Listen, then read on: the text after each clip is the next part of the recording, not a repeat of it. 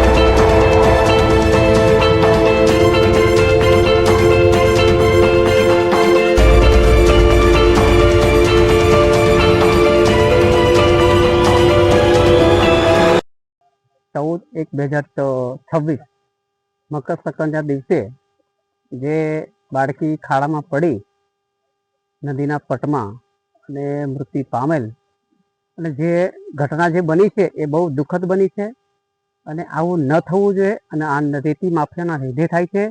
માટે રેતીના અમુક નિયમો હોય છે કે એના માપથી રેતી ખોદાય, પણ અતિ વધારે પડતું લોડ કરીને રેતી લઈ જાય અને વધારે પડતી ઊંડાણમાં કરે અને એ બધું કરવાથી નુકસાન તો થાય જ છે.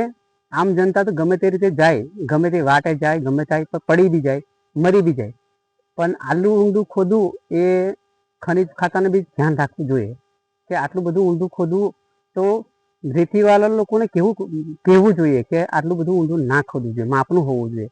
પરંતુ છતાંય વાંધા નહીં, ખોદ્યું, પરંતુ જો જેને જે ખોદ્યું હોય, જે લીજ માફક હોય એને અમારે જરૂર છે પાર્ટીની.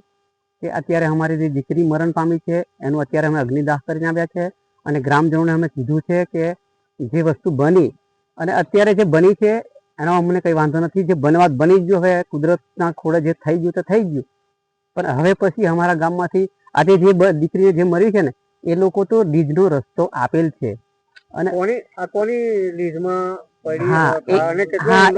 એ જે લોકો જે રસ્તો ના એ બોલ્યો એ લોકોને જે બન્યું છે ને ભાઈ, એ તો બનવા તો બની જ ગયું છે, બરોબર છે, પર કોની લીધમાં એ પોરબંદરના કોઈ ભાઈ છે ચિરાગ ચિમલા ઠક્કર, એમની લીધમાં પડી દીકરી અને મરણ પામી છે.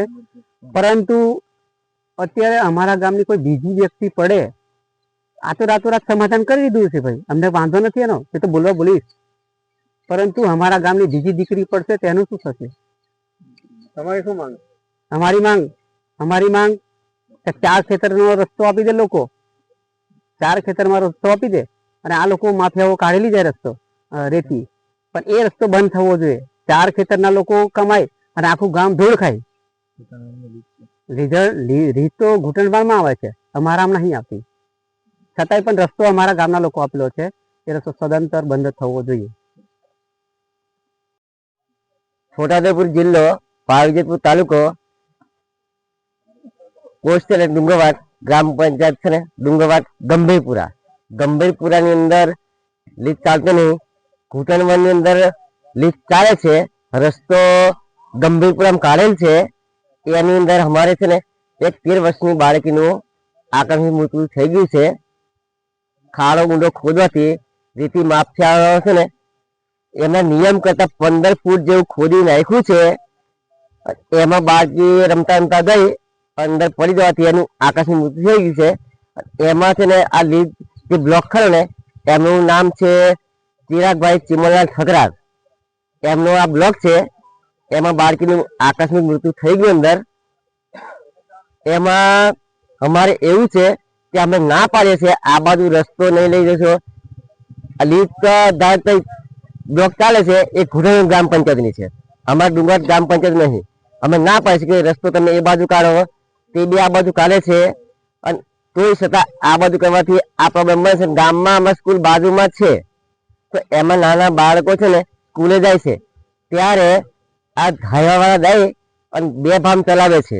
અને ત્યારે કોઈ આ બનાવ તો બની ગયો, બીજી વાર કોઈ બનાવ કોઈ એક્સિડન્ટ કરીને જતો રહેશે, કોઈ બાળકનું આકસ્મિક એક્સિડન્ટમાં મૃત્યુ પામશે, ગમે તે થશે, તો આનું જવાબદાર કોણ છે?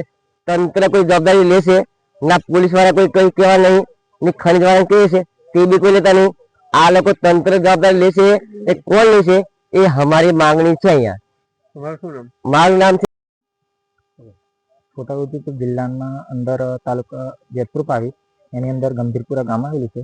એની અંદર લીજ નહીં બ્લોક છે. બ્લોકની અંદર છે ને એ રીતિ માફિયાઓ છે ને અહીંથી ખાડા વધારે પાડી દીધા છે ને એમના માપ વગરના છે ને ઊંડા બહુ 12 થી 13 ફૂટના ઊંડા કે 14 ફૂટના ઊંડા ખોદેલા છે. અને આપણે બધા ગામવાળા જઈએ ને તો કહે છે કે અમારી જે પરવાનગી છે ને એ અમે એની પ્રમાણે ખોદીએ છીએ, પણ મતલબ છે ને બહુ ઊંડું ખોદે છે. અને અમારે છેલ્લા અહીંથીના ગામવાળા છે ને ગમે તે કહીએ કહો તો છોકરા ને અમારે અહીં સ્કૂલ છે બરોબર, જોડે નજીકમાં જ રસ્તો નીકળે, એની જોડે સ્કૂલ છે, એની પાસે જ રસ્તો નીકળે છે. એમાં છે ને છોકરા બી અહીંથી સ્કૂલમાં અવર જવર કરે છે ને એવું તેવું. એની જવાબદારી કોણ લેશે? કોઈક દિવસ તો છોકરા અવર જવર કરતા બી કશું બી થયું તો કોને એની જવાબદારી લેશે? હવે ખાન ખનીજ વાળાને 2 થી 3 વાર અમે બોલાવ્યા, પણ એ છે ને એમનું રીતે આવે ખરા, પણ એમને કેવી રીતે કે એમનું માપણી કરે, પણ અમને હરખું જવાબ નહીં હાલતા. અને અહીં બ્લોક વાળા બી હરખો જવાબ નહીં હાલતા કે અમારું આ તો અમુક બ્લોક છે ને અમુક કોઈનો છે. અમે 2 દિવસથી અમે પૂછીએ છીએ કે મેં કીધી છોકરી તો કોનું નામ છે, શું છે, કોઈ હરખો જવાબ નહીં હાલતા. અને જે આ છોકરીના પિતા છે ને એમને બહુ કેવું કે બહુ આપઘાત જેવું એમને તો જે થયું તે ભગવાને જે થયું એ તો દિલગીત એમનું લીજ દ્વારા કોઈ અત્યાર સુધી છે ને એની લીજ દ્વારા નહીં પૂછ્યું ને કે બ્લોક વાળા પૂછ્યું અમને, કે પછી ખાન ખનીજ દ્વારા નહીં પૂછ્યું અત્યાર સુધી. હવે એ ભાઈની વેદના તો અમે જ જાણીએ છીએ અને અમારી વેદના બી અમે જ જાણીએ છીએ. હવે એ ભાઈ ગમે એમ કરી લીજને માલિકની ચિરાગભાઈ ચિમનલાલ ઠક્કર એવું કંઈક છે નામ. ફોન કર્યો અમે, કાલથી ફોન કર્યો છે, પણ હજુ એ ભાઈ નહીં દેખાય તો પછી કોઈ એમના કોઈ નિવારા કોઈ નહીં. એમનું તમારે શું માંગ છે? અમારે બસ કશું નહીં, અહીં લીજ જ બંધ હોવી જોઈએ. અને ઘૂંટણવડના બ્લોક છે બરોબર, અને અમારા ગામમાં રસ્તો છે, અમારે અહીં રસ્તો નહીં આપવો એટલું જ છે અમારી માંગ. રસ્તો બંધ જોઈએ અમારે, બીજું કશું નહીં. છોકરી આપતી જ એમનું કોઈ એમનું વળતર આપે કે નહીં આપે હવે કોઈ નક્કી કહેવાય નહીં. આજરોજ અત્યારે ગત રોજ છોટાઉદેપુર જિલ્લાના પાવીજેતપુર તાલુકાના ગંભીરપુરા ગામ ખાતે બ્લોક વિસ્તાર કે લીજ વિસ્તારમાં એક બાળકીનું રમત દરમિયાન આકસ્મિક રીતે દુઃખદ અવસાન થયેલું છે, જેના કારણે આજરોજ એ બાબતે સ્થળ તપાસ માટે આવેલા છે. જેમાં જે કંઈ પણ કારણોસર ઘટના ઘટી છે અને જો લીઝના નિયમ અનુસાર જેને ખાણકામ નહીં કર્યું હોય તો એ બાબતે કાયદેસરની કાર્યવાહી હાથ ધરવામાં આવશે. આજે જે બ્લોકો છે સાહેબ એમાં શું તમારી તપાસ કરી અમે આવી? અત્યારે બ્લોકની માપણી કરેલી છે, એના હદ વિસ્તારની બહાર કોઈ ખાણકામ થયેલું છે કે કેમ, અને ઊંડાઈ કેટલી છે, એના નિયમ અનુસાર એને ઊંડાઈને ધ્યાને રાખીને ખાણકામ કરેલું છે કેમ તેની તપાસ હાથ ધરેલી છે. હું પીએસઆઈ એસબી રાઠવા અહીંયા જેતપુર પાવી પોલીસ સ્ટેશનમાં ફરજ બજાવું છું. ગઈકાલે આપણે અહીંયા ડુંગરવાટ ગામ બાજુ અહીંયા ડુંગરવાટ અમારો બીચ વિસ્તાર છે એ બાજુ ગંભીરપુરા ગામમાં એક છોકરી કોમલબેન સંજયભાઈ રાઠવા કરીને ઉંમર 13 વર્ષ, એ આ બાજુ ભારત નદી બાજુ જે બીચ છે એ એરિયામાં ફુગા પકડવાની પાછળ દોડવામાં એ અહીંયા બ્રિજમાં પડી ગઈ હતી, ખાડામાં પડી ગઈ હતી અને ત્યાંથી પાણીમાં ડૂબવાથી એનું મૃત્યુ થયું છે. જે અંગેની જેતપુર પાવી પોલીસ સ્ટેશનમાં હમણાં અકસ્માત દીઠ દાખલ કરવામાં આવી છે અને ખાણ ખનીજ વિભાગવાળાને જાણ કરવામાં આવી હતી. તે અંગે આજે લીઝના બ્લોક જે છે બ્લોક 1-2 માં તપાસ માટે ખાણ ખનીજ વિભાગથી માણસો આવ્યા હતા અને એની તપાસ ચાલુ છે. પીએસઆઈ એસબી રાખો. Thank you.